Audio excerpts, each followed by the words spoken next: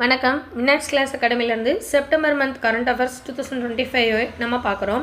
So புதுசாக யாராவது YouTube நம்மளோட சேனலை இப்போ பார்த்துட்ருக்கீங்க அப்படின்னா மின்னட்ஸ் கிளாஸ் அகாடமி யூடியூப் சேனலை சப்ஸ்கிரைப் பண்ணிக்கோங்க, பெல் ஐக்கனை கிளிக் பண்ணிக்கோங்க, உங்கள் ஃப்ரெண்ட்ஸுக்கும் ஷேர் பண்ணுங்கள். ஸோ ஃபஸ்ட் கொஸ்டின் பார்க்கலாம். ஐரோப்பியாவில் தமிழியல் ஆய்வுகளுக்கான முக்கிய மையமாக கொலோன் தமிழ் துறைக்கு எத்தனை கோடி தமிழக அரசு வழங்கியது? ஸோ இந்த கொலோன் தமிழ் பல்கலைக்கழகம் ஐரோப்பியாவில் அப்படின்னு சொல்லிட்டாங்க. ஸோ எந்த கண்ட்ரியில் பர்டிகுலராக இருக்குது அப்படின்னா ஜெர்மன். ஓகேவா? ஐரோப்பாவில் நிறைய கண்ட்ரியை மென்ஷன் பண்ணலாம். இப்போ ஆசியானா நம்ம சீனா, இந்தியா, தாய்லாந்து இந்த மாதிரி நிறைய சொல்கிறோம். அந்த மாதிரி ஐரோப்பா கண்ட்ரின்னு சொல்லும்போது நிறைய கண்ட்ரிஸை நம்ம வந்து இதில் மென்ஷன் பண்ணலாம். ஸோ ஜெர்மனில் பர்டிகுலராக இருக்குது. கொலோன் அப்படிங்கிறது என்னென்னா தமிழ் பல்கலைக்கழகம் அப்படின்னு நம்ம குறிப்பிடுவாங்க அங்கே. ஓகேவா? ஸோ இது இந்த ஜெர்மன் பல்கலைக்கழகத்தில் தமிழியல் ஆய்வுக்காக எப்போ இருந்து நம்ம அவங்க கூட தமிழுக்காக ஜாயின் பண்ணியிருக்கோம் அப்படின்னா 1963 நம்ம ஜாயின் பண்ணியிருக்கோம். ஸோ இப்போ கரண்ட்டாக உள்ள 2025 சிஎம் யார் அப்படின்னா தமிழகத்தில் ஸ்டாலின் அவர்கள். அவங்க வந்து என்ன செஞ்சுருக்காங்க அப்படின்னா ஐரோப்பாவில் உள்ள, அதாவது அந்த ஜெர்மனில் உள்ள அந்த கொலோன் தமிழ் பல்கலைக்கழகத்துக்கு 1.25 கோடி ஒதுக்கீடு செஞ்சு கொடுத்துருக்காங்க. எதுக்காக அப்படின்னா தமிழியல் ஆய்வுகளுக்காக. அடுத்ததான் ரெண்டாவது கொஸ்டின் பாருங்கள். சர்வதேச எழுத்தறிவு தினமான செப்டம்பர் 8, 2025 கருப்பொருள் என்ன? ஸோ செப்டம்பர் 8 உலக அளவில் எழுத்தறிவு தினம் நம்ம கொண்டாடி கொண்டிருக்கிறோம். ஸோ இது எப்போ இருந்து இது வந்து ஐநா தான் இதை வந்து ஸ்டார்ட் பண்ணியிருக்காங்க. ஓகேவா? எழுத்தறிவு தின ஆண்டு அப்படின்னு சொல்லிலாம் நிறைய இருக்கும் நமக்கு. ஸோ இதை எப்போ இருந்து ஸ்டார்ட் பண்ணியிருக்காங்கன்னா 1966 இதை கொண்டு வந்திருக்காங்க. ஸோ இந்த 2025 தீம் என்ன அப்படின்னா promoting literacy in the digital இயரா. ஓகேவா? இதுதான் இந்த இயரோட தீமு. அடுத்தது தேர்டு கொஸ்டின் பாருங்கள். செயற்கை நுண்ணறிவால் இயங்கும் உலகின் முதல் வங்கி. ஓகேவா? செயற்கை நுண்ணறிவு அப்படின்னாலே ஏஐன்னு சொல்லுவோம், ஆர்டிஃபிஷியல் இன்டெலிஜென்ஸ். ஸோ அதில் இயங்கக்கூடிய முதல் உலக வங்கி எங்கே திறக்கப்பட்டிருக்கு அப்படின்னா மலேசியாவில். அடுத்ததாக ஃபோர்த்து கொஸ்டின் பாருங்கள். 12வது ஆசிய கோப்பை ஹாக்கி போட்டியில் வெற்றி பெற்ற அணி எது? ஸோ 12வது ஆசிய கோப்பை. ஓகேவா? ஆசியாவிலேயே ஹாக்கி எந்த நாட்டுக்கு வந்து தேசிய விளையாட்டாக இருக்கும் அந்த நாடு தான் வின் பண்ணியிருக்கு. ஸோ இது வந்து ஒரு சின்ன ஜஸ்ட் க்ளூ மாதிரி உங்களுக்கு கொடுத்துருக்கேன், உங்களுக்கு தெரியுதான்னு பாருங்கள். ஸோ நம்ம இந்தியாவோட தேசிய விளையாட்டு தான் என்ன அப்படின்னா ஹாக்கி. ஓகேவா? ஸோ அடுத்ததான் ஃபிஃப்த்து கொஸ்டின் பாருங்கள். இது ரொம்ப இம்பார்ட்டண்டான கொஸ்டின். தமிழ்நாட்டில் 3வது பல்லுயிர் பாரம்பரிய தலமாக அறிவிக்கப்பட்டிருக்குள்ளது எது அப்படின்னு சொல்லி கேட்டிருக்காங்க. ஸோ ஃபஸ்ட்டு அறிவித்தது எது அப்படின்னா அரிட்டாப்பட்டி மதுரையில் உள்ளது. 2வது காசம்பட்டி திண்டுக்கல்லில் உள்ளது. 3வது என்னென்னா ஏலத்தூர் ஈரோடில் உள்ளது. ஸோ இது வந்து செப்டம்பர் மந்தோடது. அக்டோபர் ஃபஸ்ட்டு வீக்கில். ஓகேவா? அக்டோபர் 7க்கு உள்ள நாகமலை ஈரோடு அப்படிங்கிறத 4வது பல்லுயிர் பாரம்பரிய தலமாக அறிவிச்சிருந்தாங்க. ஓகேவா? So first, second, third, fourth இது எல்லாமே சேர்த்தே படிச்சுக்கோங்க படிக்கும்போது. ஸோ அடுத்தது 6th கொஸ்டின். இந்த கொஸ்டின் ஆல்ரெடி நம்மளோட மேம் வந்து ஆகஸ்ட் கரண்ட் அஃபேர்ஸ் நம்ம கொடுத்துருப்போம். ஸோ அதை பார்க்காதவங்க போய் பார்த்துட்டு வாங்க. அந்த கரண்ட் அஃபேர்ஸில் இதோட டீட்டெயில் வந்து எக்ஸ்ப்ளனேஷன் ஒன்று நம்ம சொல்லியிருப்பாங்க. ஸோ நம்ம இந்த டீட்டெயிலை இப்போ ஏன் இந்த கொஸ்டினை நம்ம கொண்டு வந்திருக்கோம் அப்படின்னா அவங்க எக்ஸ்பிளைன் அந்த ஸ்கீமு டீட்டெயில் எல்லாம் குறிப்பிட்டிருப்பாங்களா. ஸோ எவ்வளோ அமௌண்ட் கொடுக்குறாங்கன்னு இப்போ இந்த கொஸ்டினை பார்த்தோன்னே உங்களுக்கு ஆன்சர் தெரியுது அப்படின்னா நீங்கள் கரெக்டாக படிச்சுட்டு வரீங்கன்னு அர்த்தம். அப்படி இல்லை அப்படின்னா அவங்க வந்து இந்த கொஸ்டினை ரீட் பண்ணி இதுக்கான ஆன்சர் என்னன்னு பார்த்தா தான் அவங்களுக்கு தெரியும். ஸோ அதுக்காக தான். 6வது கொஸ்டின் பாருங்கள். அன்பு கரங்கள் திட்டம் மூலம் தமிழகத்தில் ஆதரவற்ற மற்றும் எளிதில் பாதிப்படையக்கூடிய குழந்தைகளுக்கு கல்வி உதவித்தொகை மாதம் எவ்வளவு அப்படின்னா 2000 ரூபாய். ஓகேவா? கல்வி உதவித்தொகை மாதம் 2000 ரூபாய் அன்பு கரங்கள் திட்டத்தின் மூலமாக கொடுத்துட்ருக்காங்க. அடுத்ததாக 7th கொஸ்டின் ரொம்ப இம்பார்ட்டன்ட். நிறைய எக்ஸாம்ஸில் கேட்டிருக்காங்க. டிஎன்பிசி மட்டும் இல்லை, டிஎன்பிசி, டிஆர்பி, டிஎன்யூஎஸ்ஆர்பி, எஸ்எஸ்சி இந்த மாதிரி எல்லா எக்ஸாம்லேயும் வரக்கூடிய ஒரு கொஸ்டின் தான் அது. தேசிய ஊட்டச்சத்து வாரம் செப்டம்பர் மாதத்தில் வைப்போம். September first week. ஓகேவா? எப்போவுமே இப்படி ஞாபகம் வச்சுக்கோங்க. செப்டம்பர் முதல் வாரம் ஊட்டச்சத்தாக இருக்கணும். September 1 to 7. அடுத்ததாக 8th கொஸ்டின் பாருங்கள். இந்திய அரசியலமைப்பில் துணை குடியரசுத் தலைவர் தேர்தலை பற்றி குறிப்பிடும் பிரிவு. இப்போது செப்டம்பர் மந்தில் எதுக்காக இதை படிக்கிறோம் அப்படின்னா துணை குடியரசுத் தலைவர் தேர்தல் நடைபெற்றிருக்கோம். ஆல்ரெடி இருந்தவங்க வந்து என்ன செஞ்சுருப்பாங்க அப்படின்னா ராஜினாமா கொடுத்து வெளில போயிருப்பாங்க. ஸோ அதனால் அந்த இடம் காலியாக அறிவிக்கப்பட்டிருந்ததுனால துணை குடியரசுத் தலைவர் தேர்தல் நடந்துச்சு. ஸோ இதில் வின் பண்ணவங்க யார் அப்படிங்கிறத நம்ம பின்னாடி உள்ள கொஸ்டினில் பார்க்கும்போது டீட்டெயிலாக பார்ப்போம். ஸோ இதுக்கான ஆக்ட் என்ன, நம்ம இந்தியன் பொலிட்டிக்கலில் உள்ள ஆக்ட் என்ன அப்படின்னா ஆக்ட் 66. ஸோ துணை குடியரசுத் தலைவர் தேர்தலை பற்றின ஆக்ட் என்ன அப்படின்னா 66. அடுத்ததான் 9வது கொஸ்டின் பாருங்கள். வாக்குப்பதிவு இயந்திரங்களில் வேட்பாளர் வண்ண புகைப்படம் எங்கு நடைபெறக்கூடிய தேர்தலில் அறிமுகமாச்சு அப்படின்னு சொல்லி கேட்குறாங்க.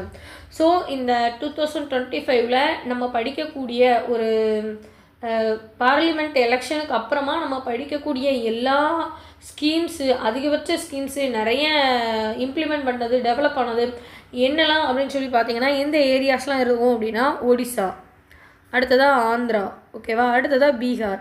எதனால் இந்த 3 ஸ்டேட்டை மட்டும் நம்ம கொஞ்சம் இம்பார்ட்டன்ட் கொடுத்து படிக்கணும்னா அவங்க வந்து கூட்டணிகள் வைத்து தான் இந்த ஆளும் கட்சி வந்து இந்த பார்ட்டியில் வந்து வின் பண்ணியிருக்காங்க.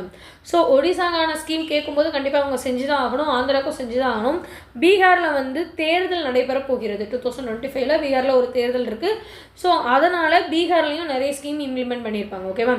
ஸோ நம்ம ரிப்பீட்டடாக இந்த மூணு ஸ்டேட்டை தான் அதிகபட்சமாக படிச்சுக்கிட்டே இருக்கும், ஓகேவா. ஸோ அதனால் அது இந்த 3 ஸ்டேட் ஆப்ஷனில் இருக்குன்னா கண்டிப்பாக அதுதான் ஏதாவது ஒரு ஆன்சராக இருக்கும். ஸோ இப்போ 9th கொஸ்டின் பாருங்கள். வாக்குப்பதிவு இயந்திரங்களில் வேட்பாளரோட வண்ண புகைப்படம் எங்கே நடைபெறக்கூடிய தேர்தல் அதிகம்னா நான் தெளிவாகவே சொல்லிட்டேன். 3 ஸ்டேட்டில் எங்கே இப்போ தேர்தல்னு சொன்னேன் பீகாரில். ஸோ பீகாரில் தான் இதை அனௌன்ஸ் பண்ணியிருக்காங்க.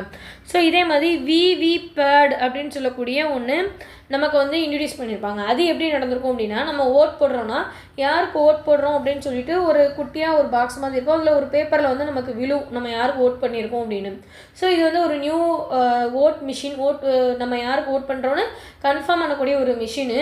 இதுக்கு எக்ஸாம்பிளாக என்ன சொல்லணும்னா நம்ம பஸ்ஸில் போயிட்டு இருக்கும்போது அந்த டிக்கெட் கிளிப்பாங்கல்ல, அவங்க வந்து அந்த ஒரு மிஷின் வச்சுருப்பாங்க. நமக்கு டிக்கெட் போட்டு அவங்க முடிச்சோடனே மேலே வந்து ஸ்வைங்கன்னு விழுமா, இது வெளியில் விழுறதுனால நம்ம அதை கிழிச்சு கையில் கொடுத்துட்றாங்க. ஸோ இந்த விவிபேட் என்ன செய்யணும்னா அதை உள்ளே வச்சுக்குவோம், நம்மக்கிட்டலாம் அதை கையில் தர மாட்டாங்க, ஓகேவா.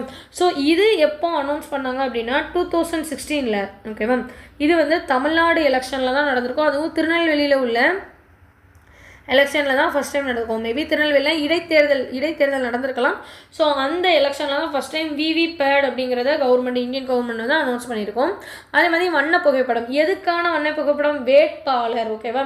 போய் ஓட்டு பண்ணுறவங்க கிடையாது, வேட்பாளர். அதாவது அவங்க எம்எல்ஏ, எம்பி, கவுன்சிலர் இந்த மாதிரி நிற்பாங்கல்ல, அந்த வேட்பாளரோட புகைப்படம் வந்து அவங்களோட எம்ப்ளம், அவங்க எந்த கட்சியில் நிற்கிறாங்களோ அந்த எம்பம் பக்கத்தில் பட்டன் பக்கத்தில் அவங்களோட புகைப்படமும் இருக்கும் அப்படின்னு சொல்லி குறிப்பிட்டிருக்காங்க. எதுக்காக இவ்வளோ இம்பார்ட்டன்ஸ் கொடுத்து இந்த கொஸ்டின் எக்ஸ்பிளைன் பண்ணுறோன்னா இந்த மாதிரியான கேள்விகள் வர நிறைய வாய்ப்பு உண்டு, ஓகேவா. அடுத்ததாக 10th கொஸ்டின் பாருங்க. உலக புத்தொழில் மாநாட்டுக்காக தாமோ அன்பரசன் அவர்கள் தமிழகத்தில் வெளியிட்ட மொபைல் செயலி எது? TNGSS அப்படிங்கிறத மொபைல் செயலி. அடுத்ததான் நாட்டின் முதல் படுக்கை வசதி கொண்ட வந்தே பாரத் ரயில் சேவை எங்கு தொடங்கப்பட்டுள்ளது? ஸோ இது பாருங்கள், முதல் படுக்கை வசதி. அதாவது நார்மலாக வந்தே பாரத் எப்படி இருக்கும் அப்படின்னா சேர் காரில் தான் இருக்கும். அதாவது 3 பேர் பஸ்ஸில் இருக்கிற மாதிரி 3 சீட்டர்ஸ் இருக்கும், இல்லைனா ஏர் பஸ் மாதிரி 2 சீட்டர்ஸ் இருக்கும். ஆனால் ஸ்லீப்பிங் பெர்த்லாம் எதுவுமே இதுவரை ஸ்டார்ட் பண்ணல. ஸோ ஃபஸ்ட் டைம் கொண்டு வந்திருக்காங்க. அது எங்கேருந்து தொடங்குது அப்படின்னா நியூ டெல்லியில் உள்ள வந்தே பாரத்தில் இருக்குது, ஓகேவா. அடுத்ததான் 12th கொஸ்டின் பாருங்கள். 2025ஆம் ஆண்டுக்கான பெலந்தோர் விருதினை சிறந்த வீரர் பெற்றவர் யார்? இந்த விருது இது எதுக்காக கொடுப்பாங்கன்னா கால்பந்து விளையாட்டு வீரர்களுக்கு கொடுக்கக்கூடிய ஒரு விருது, ஓகேவா. அதில் சிறந்த பிரிவில் விருது பெற்றவர் யாருன்னா உஸ்மான் எம்ப்ளே, ஓகேவா. உஸ்மான் எம்ப்ளேங்கிறது தான் 2025க்காக அவார்டு வாங்கியிருப்பார். அடுத்தது 13th கொஸ்டின் பாருங்கள். ட்ரோன் போர் பயிற்சி பள்ளி எங்கு தொடங்கப்பட்டதுன்னா மத்திய பிரதேசத்தில் தொடங்கப்பட்டுள்ளது.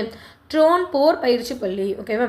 அடுத்ததாக 14th கொஸ்டின் பாருங்கள். தேசிய சிறந்த உயர் கல்வி நிறுவனங்களின் தரவரிசையில் தமிழகம் எத்தனையாவது இடம் அப்படின்னு சொல்லி கேட்காங்க. ஸோ தேசிய சிறந்த உயர் கல்வி நிறுவனங்கள் அப்படின்னு சொல்லி பார்க்கும்போது தமிழகம் தான் அதிகபட்சமாக இருக்கும், முதல் இடத்துல இருக்குது. எதனால் அப்படின்னா தேசிய அளவுலேயே மொத்த இந்தியாவோட எல்லா ஸ்டேட்டும் சேர்ந்து இருக்கக்கூடிய உயர்கல்வி தரத்தை விட 20% அதிகமாக இருக்கிறது தமிழகம் தான். தமிழகத்தில் உயர்கல்வி படிக்கிறவங்களோட எண்ணிக்கை அவ்வளோ அதிகமாக இருக்குது. தேசியத்தை விட நம்ம அதிக அளவில் பெர்சன்டேஜ் கொடுத்துருக்கோம். ஸோ தமிழகம் முதல் இடத்துல இருக்குது. அடுத்ததாக 15வது கேள்வி பாருங்கள். குகி ஜோ அப்படிங்கிறவங்க யாருன்னா ஒரு பழங்குடியினர். அந்த குழுக்கள் என்ன செஞ்சிருக்குன்னா ஒரு அமைதி ஒப்பந்தத்தில் கையெழுத்திருக்கு. இனிமேல் சண்டை போட மாட்டோம் அப்படிங்கிற மீனிங்கில். ஸோ அது தொடர்புடைய மாநிலம் எது அப்படின்னா மணிப்பூர். அடுத்தது 16வது கேள்வி பாருங்கள். இது ரொம்ப ரொம்ப இம்பார்ட்டன்ட். இஸ்ரோவால் உருவாக்கப்பட்ட முதல் உள்நாட்டு செமிகண்டக்டர் பிப் எது அப்படின்னா விக்ரம் 32. ஸோ இந்த இஸ்ரோ கண்டுபிடிக்கக்கூடிய எல்லாமே நமக்கு கொஸ்டினாக இருக்கும். இஸ்ரோவில் லாஸ்ட்டாக சந்திரயான் 3 கூட இறங்கும்போது விக்ரம் லேண்டர்னு சொல்லிட்டு ஒன்று இறக்குனாங்க. ஸோ அதோட கொஸ்டினுமே லாஸ்ட் டைம் 2025ல் நமக்கு கொஸ்டின் கேட்டிருக்காங்க. ஸோ எந்த எக்ஸாமாக இருந்தாலுமே நமக்கு இந்த மாதிரியான கொஸ்டின்ஸ் வந்து ரொம்ப இம்பார்ட்டன்ட். ஸோ விக்ரம் 32 அப்படிங்கிறத மறந்துடாதீங்க. அடுத்ததாக 17வது கொஸ்டின். இதுவும் ரொம்ப ரொம்ப இம்பார்ட்டண்டான கொஸ்டின். GST 2.0 அப்படின்னு சொல்லிட்டு ஒன்று ஸ்டார்ட் பண்ணாங்க, ஓகேவா. இது எதுக்காக அப்படின்னா 5% 18% தான் இனிமேல் உள்ள வரி விகிதங்கள். இதுக்கு முன்னாடி 5, 8, 12, 18 இந்த மாதிரி வரி விகிதங்கள் இருந்துச்சு. ஸோ இந்த 8, 12 இது எல்லாத்தையும் நீக்கிட்டு டோட்டலாகவே நார்மலாகவே எல்லாருக்கும் என்ன வரி விகிதம்னா என்ன ப்ராடக்டாக இருந்தாலும் 5 அல்லனா 18% தான். ஓகேவா? ஸோ இது வந்து என்ன சொல்கிறாங்கன்னா 2025 ஜிஎஸ்டி 2.0 அப்படின்னு இதோட நேம் சொல்கிறாங்க. இது எப்போ இருந்து அமல்படுத்தப்பட்ட நாள் அப்படின்னா செப்டம்பர் 22 இது நமக்கு கொண்டு வந்திருக்காங்க. ஸோ இந்த மாதிரி கொஸ்டின்ஸ்லாம் நீங்கள் கொஞ்சம் கரெக்டாகவே நோட் பண்ணி தெளிவாகவே படிச்சுக்கோங்க. அடுத்ததாக 18வது கேள்வி பாருங்கள். கபாஸ் கிஷான். ஓகேவா? இது கிஷில் இல்லை, கிஷான். கிஷான் அப்படின்னு சொன்னோம்னா நம்ம எல்லாருமே விவசாயம்னு எடுத்துடக்கூடாது. ஸோ கபாஸ் அப்படிங்கிற வேலையும் யோசிக்கணும். ஓகேவா? ஸோ கபாஸ் கிஷான் எனும் மொபைல் செயலி எதனோட தொடர்புடையதுன்னா பருத்தியை கொள்முதல் பண்ணுறதுக்கான ஒரு மொபைல் ஆப் வெளியிட்டிருக்காங்க. அதுதான் அது. அடுத்ததான் 19th கொஸ்டின் பாருங்கள். மைத்ரி அப்படிங்கிற இராணுவ பயிற்சி, அதாவது இராணுவ பயிற்சி எக்ஸசைஸ் எப்போவுமே எப்படி பிடிக்கும்னா அந்த ஜனவரியிலேருந்து நம்மளோட டிசம்பர் வரை ஒவ்வொரு 3 monthsக்கும் எக்ஸசைஸ் எல்லா இயர்ஸ்லையும் நடந்துகிட்டே தான் இருக்கும். ஸோ சேம் மந்தில் தான் அடுத்த வருஷமும் அதே எக்ஸசைஸ் நடக்கும். நேம் மட்டும்தான் கொஞ்சம் கொஞ்சம் சேஞ்ச் ஆகும். மோஸ்ட் ஆஃப் த நேம் வந்து சேமாக தான் இருக்கும். மைத்ரி 1, மைத்ரி 2, மைத்ரி 3 இந்த மாதிரியும் நிறைய நமக்கு நேம்ஸ் இருக்கும். ஸோ மைத்ரின்னு சொன்னாலே இந்தியாவுக்கும் தாய்லாந்துக்கும் நடக்கக்கூடிய எக்ஸசைஸ் தான். அது இந்த வாட்டி செப்டம்பர் மந்த் நடந்திருக்கும். ஓகேவா? எந்தெந்த 2 நாடுகளுக்கு இடையே நடத்தப்பட்டதுன்னா இந்தியா, தாய்லாந்து. ஓகே, அடுத்ததாக 20வது கொஸ்டின் பாருங்க. புதிய மேம்பாட்டு வங்கியில் புதிய துணை தலைவராக நியமிக்கப்பட்டவர் யார்? ஓகேவா? 20வது கேள்விக்கு ஆன்சர் என்னன்னா ராஜீவ் ரஞ்சன். ஓகேவா? ராஜீவ் ரஞ்சன்கிறவங்க தான் கொடுத்துருந்தாங்க. அடுத்ததான் நவ்காய் திருவிழா எங்கு கொண்டாடப்படுகிறது? ஸோ நான் ரிப்பீட்டடாக சொன்ன மாதிரி அந்த 3 ஸ்டேட்டை ஞாபகம் வச்சுக்கோங்க. ஸோ ஒடிசா. ஓகேவா? 21க்கு ஆன்சர் ஒடிசா. அடுத்ததாக பாருங்கள் 22. டியோஸ்கோரியா பாலகிருஷ்ணனி என்பது புதிதாக அடையாளம் காணப்பட்ட எந்த வகை இனமாகும் அப்படின்னா கிழங்கு வகை. ஓகேவா? கிழங்கு வகை இனம் அது. அடுத்ததாக 23 பாருங்கள். அதிகபட்ச ஒட்டுமொத்த புற்றுநோய் எதிர்ப்பு பதிவாகி உள்ள நகரம் எதுன்னு கேட்டிருக்காங்க. ஸோ இந்தியாவில் உள்ள அதிகபட்சமாக புற்றுநோய் பாதிப்பு பதிவாகி உள்ள நகரம் எது அப்படின்னா ஐஸ்வால். ஸோ ஐஸ்வாலில் தான் அதிகபட்சமாக புற்றுநோய் பாதிப்பு இந்த வாட்டி பதிவாகிருக்கு. அடுத்ததாக 24 பாருங்கள். பிளாக் ஃபாரஸ்ட் நடவடிக்கை. பிளாக் ஃபாரஸ்ட் எல்லோரும் கேக்குக்கு ஃபீல் பண்ணி போயிடக்கூடாது. என்ன அப்படின்னா நக்சல் எதிர்ப்பு. ஓகேவா? நக்சலிஸ்ட்டை எதிர்க்கிறதுக்காக கொண்டு வந்த ஒரு நடவடிக்கையோட ஆப்ரேஷன் நேம் தான் என்ன அப்படின்னா பிளாக் ஃபாரஸ்ட். ஓகேவா? அடுத்ததாக 25 பாருங்கள். முற்றிலும் பீங்கான் கழிவுகளிலிருந்து உருவாக்கப்பட்ட உலகின் முதல் பூங்கா எங்கே அமைந்தது? பீங்கான் கழிவுலேருந்து முதல் பூங்கா எங்கே இருக்குன்னா குர்ஜாவில் அமைச்சிருக்காங்க. ஸோ உங்களோட இதில் பார்ட்டிசிபேட் என்ன அப்படின்னா குர்ஜாங்கிறது எந்த ஸ்டேட்டில் இருக்குது அப்படின்னு சொல்லி நீங்கள் கமெண்ட் செக்ஷனில் மென்ஷன் பண்ணுங்கள். ஸோ அடுத்ததாக 26 பாருங்கள். இது இல்லாமல் லாஸ்ட்டாக பார்த்தோமா இந்தியாவோட 15வது துணை குடியரசுத் தலைவர். இதுவும் தேவை, அவரோட நேமும் தேவை. குடியரசுத் தலைவர் பதவி செய்வது யார்? ராதாகிருஷ்ணன். இவர் எப்படி ராதாகிருஷ்ணன் சொல்லுவாங்கன்னா சிபி ராதாகிருஷ்ணன் சொல்லுவாங்க. இதுக்கு ஃபுல் ஃபார்ம் என்ன அப்படின்னா சந்திராபுரம் பொன்னுச்சாமி ராதாகிருஷ்ணன். ஓகேவா? சிபி இந்த பி வரும். ஓகேவா? ஸோ ஓபி வரும். சிபி ராதாகிருஷ்ணன் சந்திராபுரம் பொன்னுச்சாமி ராதாகிருஷ்ணங்கிறவர் தான் இந்தியாவோட 15வது துணை குடியரசுத் தலைவராக தேர்ந்தெடுக்கப்பட்டிருக்காங்க. ஓகேவா? இதில் இன்னொன்று இம்பார்ட்டண்டாக தெரியணும். தமிழகத்திலிருந்து 2வதாக குடியரசுத் தலைவர் துணை குடியரசுத் தலைவருக்கு பதவி ஏற்ற 2வது நபர் தான் யார் அப்படின்னா ராதாகிருஷ்ணன். முதல்லையும் செப்டம்பர் 5 நம்ம செலிப்ரேட் பண்ணக்கூடிய அந்த ராதாகிருஷ்ணன் இருப்பார். ஓகேவா? ஸோ நம்ம அதுவுமே தெரிஞ்சு வச்சுக்கணும். அடுத்ததான் 27 பாருங்கள். ஐயூசிஎன்னா ஐநாவோட ஒரு அமைப்பு தான். செந்நிறப்பட்டியல், அதாவது பாதுகாப்பு இல்லாமல் அழிஞ்சிட்டு வர இனப்பெருக்கங்களை வந்து கண்டறிந்து அவங்களுக்கு பாதுகாப்பு கொடுத்து அதை இனப்பெருக்கம் அடைய வைக்கிறது தான் ஐயூசிஎனோட ஒரு வேலை. ஸோ அந்த செந்நிறப்பட்டியலில் பல்லாஸ் பூனை அப்படின்னு ஒரு பூனை இனம் இருக்குது. அது எந்த பாதுகாப்பு அந்த நிலையில் வச்சுருக்காங்கன்னா தீ வாய்ப்பு கவலையற்ற இனம். ஸோ தீ வாய்ப்பு வந்து அதுக்கு ஏற்படாது. எதனால் அப்படின்னா பல்லாஸ் பூனை காடில் தான் அதிகமாக இருக்கும். ஆனால் அந்த தீ வாய்ப்பை பாதுகாத்துக்கிடக்கூடிய தன்மை வந்து அந்த பூனைக்கு இருக்கும். அப்படிங்கிறனால அதுக்கான ஆன்சர் வந்து அதுவாக இருக்குது. அடுத்ததான் 28 பாருங்கள். 2025 செப்டம்பர் மாதத்தில் நேபாளத்தோட முதல் பெண் பிரதமராக நியமிக்கப்பட்டவர். ஸோ நேபாளத்தோட பெண் பிரதமர் யார் அப்படின்னா சுஷிலா கார்கி. இதே மாதிரி வங்காளதேசம். ஓகேவா? வங்காளம்னு ஒரு தேசம் இருக்குது. அங்கே வந்து இப்போ ரீசெண்டாக ஷேக் ஹசீனா அப்படிங்கிறவங்களுக்கு இந்த நவம்பர் மந்தோட ஃபஸ்ட்டு வீக்கில் என்ன செஞ்சுருக்காங்க அப்படின்னா அவங்க ஏதோ போராட்டம் பண்ணும்போது தடியடி நடத்த உத்தரவிட்டதுனால அந்த பிரதமரை வந்து சர்வதேச குற்றவியல் தீர்ப்பாய நீதிமன்றம் என்ன சொல்லியிருக்குன்னா மரண தண்டனை வச்சுருக்கு. ஸோ அதுவுமே நம்ம தெரிஞ்சுக்கணும். இப்போ அடுத்ததான் வங்காளத்தில் இன்னொரு பிரதமருமே அவங்க பதவி வச்சுருப்பாங்க. ஓகேவா? அடுத்ததாக 29 பாருங்கள். உலகளாவிய ஓசோன் படலமானது எந்த ஆண்டிற்குள் 1980ஆம் ஆண்டில் இருந்த நிலைகளுக்கு திரும்பும் அப்படின்னு கணிக்கப்பட்டிருக்கு அப்படின்னா 2040 தான் மறுபடியும் 1980 இருந்த மாதிரி ஓசோனை திரும்பும் அப்படின்னு சொல்லியிருக்காங்க. அடுத்ததாக இந்தியாவோட முதல் வெளிநாட்டு பாதுகாப்புத்துறை உற்பத்தி ஆலை, வெளிநாட்டு பாதுகாப்புத்துறையோட உற்பத்தி ஆலை எங்கே கொண்டு வந்திருக்காங்க அப்படின்னா மொரோக்கோ நாட்டில் தான் கொண்டு வந்திருக்காங்க. அடுத்ததாக 31 இந்த கொஸ்டின் நம்ம ஆகஸ்ட் மந்த்லேயே பார்த்துருப்போம். ஏன்னா ஆகஸ்ட் ஃபினிஷிங்லேயும் செப்டம்பர் ஸ்டார்டிங்லேயும் இந்த புக்கு வந்து வெளியிட்டிருக்காங்க அப்படின்னு சொல்லி வந்திருக்கோம். ஸோ அந்த மந்த் கொஸ்டின்லேயும் நமக்கு இருக்கும். ஒய் த கான்ஸ்டியூஷன் மேட்டர்ஸ், ஓகேவா? ஒய் த கான்ஸ்டியூஷன் மேட்டர்ஸுங்க புக்கை எழுதுனது யார் அப்படின்னா நம்மளுடைய நீதிபதி தான், ஓகேவா? உச்ச நீதிமன்ற முன்னாள் நீதிபதி சந்திரசூட் அவர்கள். ஸோ அந்த மேம் நல்லா எக்ஸ்பிளைன் பண்ணியிருப்பாங்க யார் அடுத்தடுத்த நீதிபதிகளாக இருந்திருக்காங்க அப்படின்னு கொண்டு நம்ம அதில் டீட்டெயிலாக பார்க்கலாம். பார்க்காதவங்க ஆகஸ்ட் மந்த் கரண்ட் அஃபேர்ஸில் செக் பண்ணிக்கோங்க. அடுத்தது 32 பாருங்கள். இஸ்ரோவின் செயற்கை நுண்ணறிவு தீவில் இயங்கும் பகுதி அளவு மனித உறவிலான இயந்திர மனிதனோட பெயர் என்ன? ஸோ இதெல்லாம் ரொம்ப என்னோட முன்னாடியே இஸ்ரோவில் ஒன்று பார்த்தா விக்ரம் 32. இப்போ அடுத்ததாக வியாமித்ரா அப்படிங்கிறதையும் பார்க்குறோம், ஓகேவா? ஆன்சர் என்ன அப்படின்னா வியாமித்ரா. அடுத்ததாக பாருங்கள் ஜவாட் 2025 பயிற்சியுடன் தொடர்பு இல்லாத நாடு. ரஷ்யாவுக்கும் இந்தியாவுக்கும் நடைபெற்ற எக்ஸசைஸ் தான் என்ன அப்படின்னா ஜபாட், ஓகேவா? இதில் வந்து பெலாரஸ் அப்படிங்கிற ரஷ்யாவில் உள்ள பெலாரஸ்ங்கிற பிளேஸில் தான் நடந்துச்சு.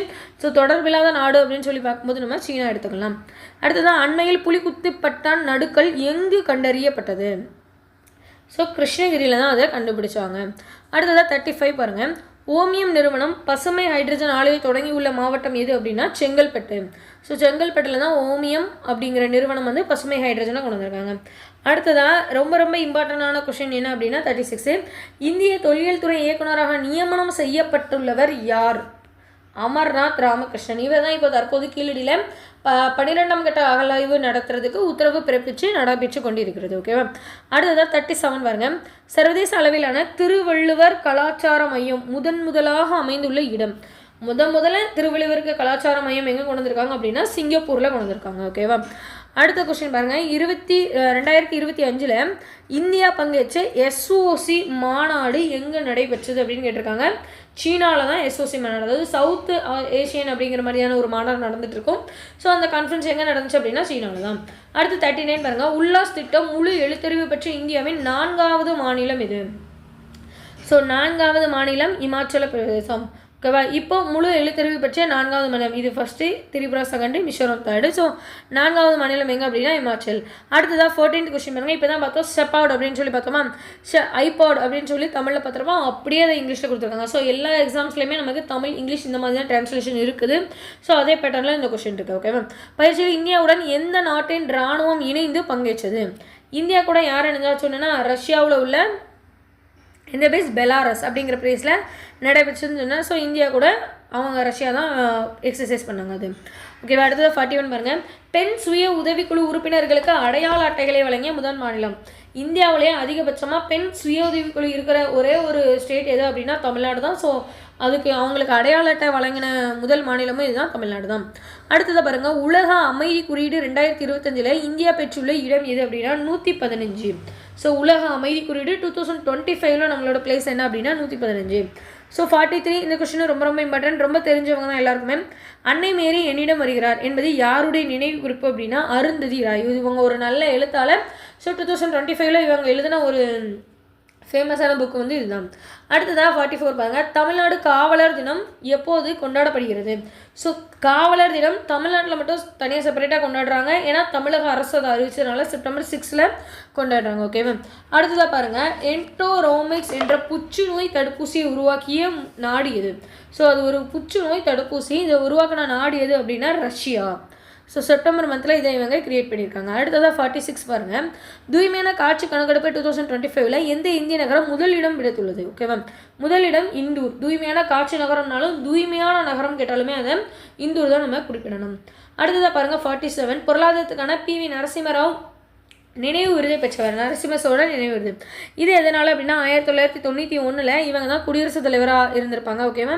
ஸோ இவங்க இருக்கும் போது தான் நமக்கு என்ன நடந்திருக்குன்னா தாராளமயமாதல், உலகமயமாதல், தனியார் மயமாதல் அப்படின்னு சொல்லக்கூடிய அந்த விஷயங்கள் நடந்திருக்கும். ஸோ இதுக்கு அப்போ இவங்க பார்ட்டி இவங்க பார்ட்டி அதில் மேலே இருக்கும்போது அப்போ நிதியமைச்சராக இருந்தவங்க யார் அப்படின்னா மன்மோகன் சிங் அவர்களுக்கு தான். ஸோ அவங்க வந்து ஒரு ஃபினான்ஷியல் ரிலேட்டடாக மன்மோகன் சிங் ஐடியா கொடுத்து தான் நரசிம்மராவ் கொண்டு வந்திருப்பாங்க. இந்த 1991 அப்புறம் தான் இந்தியாவோட டெவலப் வந்து ரொம்ப அதிகமாச்சு. ஸோ அப்படி இருக்கும்போது பொருளாதாரத்துக்கான PV நரசிம்மராவ் நினைவு விருது இப்போ தான் மன்மோகன் சிங் அவர்களுக்கு கொடுத்துருப்பாங்க. ஓகேவா, இதுவும் ஒரு இம்பார்ட்டண்டான கொஷின் தான், நம்ம தெரிஞ்சுக்கிடக்கூடிய ஒரு விஷயம் தான். சமீபத்தில் எந்த மாநிலம் அதான் முதல் ரயில் இணைப்பை பெற்றுள்ளது? மிசோரம்.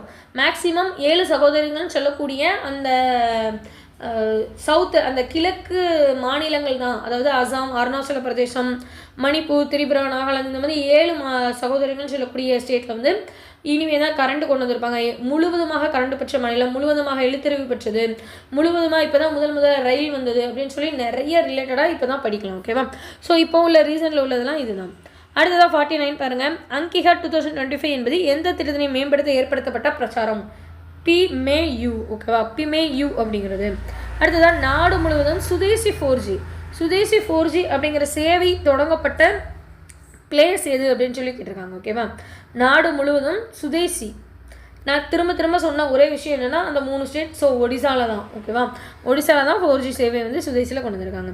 அடுத்ததாக பாருங்கள், யுனெஸ்கோவின் 15வது உயிர்கோள குளிர் காப்பகம் எந்த மாநிலத்தில் கொண்டு வந்திருக்காங்கன்னா ஹிமாச்சல் பிரதேசத்தில் கொண்டு வந்திருக்காங்க. இந்தியாவில் தற்போது ராம்சலர் தலங்களோட எண்ணிக்கை என்ன? ஸோ கரண்ட்டாக செப்டம்பர் மந்தில் அதோட கவுண்ட் என்ன அப்படின்னா 93. அடுத்ததாக பாருங்கள், நாட்டிலேயே முதல் AI கட்டுப்பாட்டு மையம் எங்கு திறக்கப்பட்டது?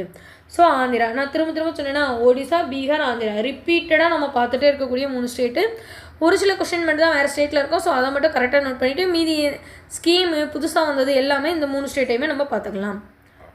அடுத்ததாக 54 பாருங்கள். இந்தியாவில் முதல் கழுகு பாதுகாப்பு போர்ட்டல் எங்கே கொண்டு வந்தாங்க அப்படின்னா அசாம். இது வந்து 7 சகோதரர்கள் மாநிலத்தில் ஒன்றா வந்துடுது. ஓகேவா, அடுத்ததான் எந்த நாட்டோட ஆக்ஸ்போர்ட் பல்கலைக்கழகத்தில் பெரியார் ஈவே ரா அவர்களுக்கு படம் திறந்து வைக்கப்பட்டது? அவங்களோட ஃபுல் படம் வந்து எந்த இதில் கொண்டு வந்தாங்க அப்படின்னா ஆக்ஸ்போர்ட் பல்கலைக்கழகம்னால அது பிரிட்டன் தான். ஓகேவா, அங்கே தான் ஆக்ஸ்போர்ட் பல்கலைக்கழகமே இருக்குது. ஓகேவா, அடுத்தது 56. இதுவும் ஒரு ரொம்ப இம்பார்ட்டண்டான கொஸ்டின். GST 2.0 இது பண்ணது. ஸோ செப்டம்பர் 22, 5, 18 நம்ம அப்போ பார்த்தோம். இப்போ அடுத்ததாக கொஸ்டின் பார்க்குறோம். உடல் நலன் கேடு விளைவிக்கும் பொருள்களுக்கு புதிதாக அறிமுகப்படுத்தப்பட்ட வரி சதவீதம் என்னென்னா 40. ஸோ நம்ம GST அப்படின்னாலே என்ன ஞாபகம் வச்சுக்கலாம் அப்படின்னா 5, 8, 40%. 3 ஞாபகம் வச்சுக்கணும். 5, 8ல் 5, 18. இந்த 5, 18 தான் இப்போ உள்ள எல்லா ப்ராடக்ட்டுக்கான GST வரி. 40ங்கிறது உடல் நலம் கேடு விளைவிக்கிறதுக்கான GST வரி. அடுத்ததாக ஒரே தளத்தில் பயணச்சீட்டு பெறுவதற்கான மொபைல் செயலியோட பெயர் என்ன அப்படின்னா சென்னை 1. ஓகேவா, சிசு மரணம் அதிகமாக காணப்படக்கூடிய ஒரு மாநிலம் எது அப்படின்னா மத்திய பிரதேசம். ஓகேவா, சிசு மரணம் அதிகமாக எங்கே இருக்குது இப்போ அப்படின்னா மத்திய பிரதேசத்தில். உள்நாட்டிலேயே தொலைத்தொடர்பு சாதனங்கள் தயாரிப்பில் இந்தியாவோட நிலை என்ன? உள்நாட்டிலே தயாரிக்கிறதுலனா 5வது பிளேஸு. அடுத்ததாக 60வது கல்வி பாருங்கள். 2025 ICC ஆகஸ்ட் மாதத்தில் சிறந்த கிரிக்கெட் வீரர், ICCனாலே இந்தியன் கிரிக்கெட் கவுன்சில் தான். ஸோ அதில் சிறந்த வீரர் யார் அப்படின்னா முகமது சிராஜ் அவர்களை விருது கொடுத்துருக்காங்க. அடுத்தது 61. 2025ஆம் ஆண்டில் T20. ஸோ T20ல் இதுவும் நம்ம ஞாபகம் வச்சுக்கக்கூடிய ஒரு கொஸ்டின் தான். T20 கிரிக்கெட் போட்டியில் சாம்பியன் பட்டம் இந்தியா எத்தனையாவது முறையாக வாங்குதுன்னா 9வது முறையாக வாங்குது. அடுத்ததாக நீலக்குடி சான்றளிக்கப்பட்ட தமிழ்நாட்டோட முதல் கடற்கரை எது? ஸோ இதுக்காக சென்னை மேயர் அவர்கள் நிறைய ரிஸ்க் எடுத்து நம்மளோட தமிழ்நாட்டில் உள்ள கடற்கரைகளெல்லாம் நீலக்குடி சான்று அளிக்கணும். இது வந்து நீலக்குடிங்கிறது சென்ட்ரல் கவர்மெண்ட் கொடுக்குறது ரொம்ப க்ளீனிங்காக இருக்கக்கூடிய ஒரு கடற்கரையாக இருக்கணும். அதே மாதிரி அந்த கடற்கரையில் நிறைய இனப்பெருக்கம் அந்த கடல்வாழ் உயிரினங்களுக்கு நடைபெற்றுட்டு இருக்கணும். அந்த உயிர்வாழ் இனங்களுக்கும் பாதுகாப்பு அதிகமாக இருக்கணும் அப்படிங்கிற ஒரு ப்ரொசீஜருக்காக கொடுக்கறது தான் நீலக்குடி சான்றிதழ். ஸோ இதுக்காக ரொம்ப ரிஸ்க் எடுத்து சென்னை மேயர் அவர்கள் பண்ணக்கூடிய ஒரு ப்ரொசீஜரால் தமிழகத்துக்கு கிடச்சிருக்கு. எந்த கடற்கரைக்குன்னா கோவளமுக்கு. ஓகேவா, அடுத்ததாக தற்போதைய நிலவரத்தின்படி இந்தியாவில் மொத்த கருவுறுதல் விகிதம் எவ்வளவு அப்படின்னா 1.9% இருக்குது. 64 பாருங்கள். இந்தியாவில் இயற்கை பேரழிவு எதிர்கொள்ளக்கூடிய வகையில் ராகத் நடவடிக்கை எதுக்கு? இயற்கை பேரழிவுனாலே சுனாமி, நிலநடுக்கம், வெள்ளம், நிலச்சரிவு எல்லாமே சொல்லுவோம். ஸோ ராகத் நடவடிக்கை எதுக்கு அப்படின்னா வெள்ளத்துக்கு. அடுத்ததாக பாருங்கள். அல்பேனியாவின் செயற்கை நுண்ணறிவு அமைச்சர் பெயர் எது அப்படின்னா DLA. இதே மாதிரி நம்ம ஸ்கூல் புக்கில் படிக்கும்போது நிறைய டைம் ரிப்பீட்டடாக படிச்சிருப்போம். யாருன்னா சோஃபியா அப்படிங்கிறவங்கள துபாய் அரசு வந்து கொண்டு வந்திருக்கும்னு சொல்லுவோம். ஸோ ரோபோட்டோட பேர் மாதிரி தான் இதுவுமே. செயற்கை நுண்ணறிவு அமைச்சரோட பெயர் எது அப்படின்னா அது எந்த நாடுலன்னா அல்பேனியாவில் DLA அப்படின்னு குறிப்பிட்டு குறிப்பிடலாம். அடுத்ததான் 66வது கேள்வி பாருங்கள். இந்தியாவிலே சதுப்பு நிலங்களில் 2வது பெரிய பங்கை கொண்ட மாநிலம். முதல் யார் அப்படின்னா மேற்கு வங்காளம், 2வது யார் அப்படின்னா குஜராத். அடுத்ததான் யாருடைய பிறந்த நாளை பொறியாளர் தினமாக, அதாவது இன்ஜினியரிங் டே சொல்லி யாரோட பர்த்டேவை செலிப்ரேட் பண்ணிட்டு இருக்கோம் அப்படின்னு சொன்னோம் அப்படின்னா விஸ்வேஸ்வரய்யா. எப்போ இன்ஜினியரிங் டே அப்படின்னா செப்டம்பர் 15 இன்ஜினியரிங் டே. ஓகேவா. அடுத்ததான் 68 உலகின் 2வது அதிக மூங்கில் பன்முகத்தன்மை வளம் கொண்ட நாடு எது? ஸோ உலகிலேயே அதிகமாக மூங்கில் தன்மை வந்து அதிகமாக இருக்கக்கூடியது எங்கே அப்படின்னா இந்தியாவில் தான் இருக்குது. ஓகேவா. அடுத்தது 69 பாருங்கள். பட்டு வளர்ச்சி சிறந்த மாநில விருதினை பெற்ற மாநிலம். ஸோ பட்டுன்னு சொன்னாலே டக்குன்னு தமிழ்நாடுன்னு பெற்றக்கூடாது. ஓகேவா. அது கிடையவே செய்யாது. நான் திரும்பவும் சொன்னால் அதே 3 ஸ்டேட்டை தான் யோசிக்கணும். ஆந்திரா, பீகார், ஒடிசா இதுவாக தான் இருக்கும். ஸோ இதில் நமக்கு என்ன ஆப்ஷன் இருக்குது? ஆந்திரா தான் இருக்குது. ஓகேவா. ஸோ ஆன்சரும் ஆந்திரா தான். அடுத்ததாக 70வது கொஸ்டின் பாருங்க. தமிழ்நாட்டோட முந்திரி வாரிய தலைமையகம், முந்திரிக்கு வாரிய தலைமையகம் ஒன்று தமிழ்நாடு அரசு அமைச்சிருக்கு. எங்கே அப்படின்னா கடலூரில். அடுத்தது 71 பாருங்க. ஓலைச்சுவடுகளை எண்மயமாக்க உருவாக்கப்பட்ட போர்ட்டல். ஓலைச்சுவடிகள் இருக்குமா? ஸோ நிறைய ஓலைச்சுவடுகள் கழிச்சிருக்கு. அதில் எண்மயம் அப்படின்னு சொன்னால் இப்போ இல்லை எல்லாமே டிஜிட்டலுக்கு மாறிட்டு இருக்கேன். ஸோ எண்மயம் அப்படின்னாலே டிஜிட்டல் 0 to 1க்கு கன்வர்ஷன் பண்ணுறாங்க ஓலைச்சுவடுகள் உள்ள எழுத்துக்கள் எல்லாம். ஸோ அதுக்கு என்ன போர்ட்டல் யூஸ் பண்ணுறாங்க அப்படின்னா ஞான பாரதம். அந்த போர்ட்டலோட பேர் என்ன அப்படின்னா ஞான பாரதம். அடுத்ததாக 72 பாருங்கள். உலக குத்துச்சண்டை போட்டியில் தங்கம் வென்றவர் யார்? ஸோ இப்போ ரீசெண்டாக செப்டம்பரில் உலக குத்துச்சண்டை போட்டி நடந்துச்சு. அதில் தங்கம் வென்றவர் யார் அப்படின்னா மீனாட்சி ஹிடா. இவங்க வந்து இந்தியாவை சேர்ந்தவங்க. ஓகேவா. மீனாட்சி ஹிடா. அடுத்தது 73 பாருங்கள். ஜிஎஸ்டி மேல்முறையீட்டு திருப்பத்தினை தொடங்கி வைத்தவர் திரும்ப செப்டம்பர் மாதத்தில் ஜிஎஸ்டி 2.0 பற்றி பார்த்துட்டே இருக்கும். ஸோ ஜிஎஸ்டி 2.0 தொடங்கி வச்சவங்க யார் அப்படின்னா நிர்மலா சீதாராமன் அவர்கள். 5% 18% தான் ஆல் ப்ராடக்ட்டுக்கு, 40% கேடு விளைவிக்கக்கூடிய பொருளுக்கு. செப்டம்பர் 22. ஸோ ஜிஎஸ்டி 2 செப்டம்பர் 22 தான் இதான் அனௌன்ஸ் பண்ணாங்க. நடைமுறை வந்துட்டுருக்கு. ஓகேவா. அடுத்ததாக 74வது கேள்வி. ரொம்ப நம்ம தெரிஞ்சுக்கக்கூடிய ஒரு கொஸ்டின் தான். கரூர் கூட்ட நெரிசல் பற்றி அறிக்கை அமைக்கப்பட்ட குழு எது அப்படின்னா அருணா ஜெகதீசன் அவர்களோட குழு. 75வது கொஸ்டின் என்னன்னு சொல்லி பாருங்கள். உலக ரேபிஸ் தினம் அனுசரிக்கப்படும் நாள் எது? ஸோ டேட் என்ன அப்படின்னா செப்டம்பர் 28. இதோட தீம் என்னன்னு சொல்லி நமக்கு தெரிஞ்சுக்கணும். ஸோ இதோட தீம் என்ன அப்படின்னா ஆக்ட் நவ். ஓகேவா. Act now, you, me, community, இதுதான் இதோட தீம். ஓகேவா. 2025 உள்ளதோட தீம். செப்டம்பர் 28 ரேபிஸ் தினம் கொண்டாடுறாங்க. So act now, you, me, community அப்படின்னு சொல்லக்கூடியதான் ரேபிஸ் தினம். ரேபிஸ் அப்படிங்கிறது வெறி நாய் கடி, அதாவது வெறி நாயால் ஒருத்தவங்களை வெறி நாய் வந்து பிடிச்சிருந்தா அந்த நாய் கடிச்சிச்சு அப்படின்னா ரேபிஸ் போட்டால் மட்டும்தான் அவங்களுக்கு வந்து அது சரியாகும். அதிகபட்சமாக இப்போ வந்து ரீசெண்டாக ஒரு ஆகஸ்ட், செப்டம்பர், அக்டோபர், நவம்பர் வரையே ரேபிஸ் வந்து இந்தியாவில் அதிகமாக பாதிச்சுட்டு தான் இருக்கு. ஏன்னா அதிக தெரு நாய்க்களால் நிறைய போராட்டங்கள் அப்படின்னு சொல்லிட்டு தமிழகத்துலேயுமே அதிக இடத்துல வந்து அந்த நாய்களை பிடிச்சிட்டு போயிட்டு இருக்காங்க. ஸோ ஏதோ ஒரு நோயால் மேக்ஸிமம் அது பாக்டீரியாவால் பாதிக்கப்பட்டிருந்தால் தான் அதுக்கு அந்த மாதிரி இருக்கும். ஸோ அந்த ரேபிஸ்க்கு வந்து இந்த தீம் இந்த இயர் கொடுத்துருக்காங்க. ஸோ இதெல்லாம் கொஸ்டின் கேட்க வாய்ப்பு இருக்குது. ஏன்னா தமிழகத்தில் எல்லா திருநாய்களும் பிடிச்சிட்டு போயிட்டு இருக்காங்க. நம்மளே நிறைய நியூஸில் பார்த்துட்ருக்கோம். ஸோ இதுவரை யூடியூப் சேனலில் ஆகஸ்ட் மந்த் கரண்ட் அஃபேர்ஸ் பார்க்காதவங்க பார்த்துக்கோங்க. இது செப்டம்பர் பிடிஎஃப் லிங்க்கு டிஸ்கிரிப்ஷனில் கொடுத்துருப்பாங்க. ஸோ நீங்கள் படிச்சுட்டு கொஸ்டின் பண்ணனா கூட ஒரு டைம் போட்டுட்டு நீங்கள் டிஸ்கிரிப்ஷனில் இருக்க அந்த இதை போய் செக் பண்ணி நீங்கள் ஆன்சர் செக் பண்ணி பார்த்துக்கலாம். ஓகேவா. So winners class academy YouTube சேனலை சப்ஸ்கிரைப் பண்ணிக்கோங்க. பெல் ஐக்கானை கிளிக் பண்ணிக்கோங்க. உங்கள் ஃப்ரெண்ட்ஸுக்கும் ஷேர் பண்ணுங்கள். கண்டினியூவாக ஃபாலோ பண்ணுங்கள். அடுத்தடுத்த மந்த்ஸ் கரண்ட் அஃபேர்ஸும் வரும். நன்றி, வணக்கம்.